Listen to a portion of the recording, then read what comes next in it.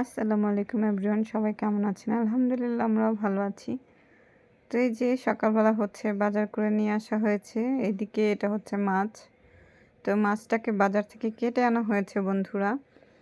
তো মাছ কাটতে একটু কষ্ট হয়। তো আর এইখানে হচ্ছে মুরগি, ওগুলোও কাটায় আনা হয়েছে।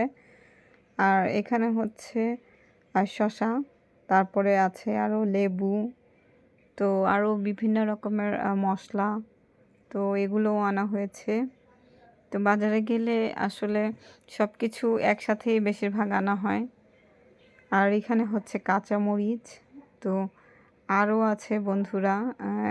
এইটার ভিতরে হচ্ছে মাছ, তারপরে হচ্ছে আরও একটা মাছ আছে।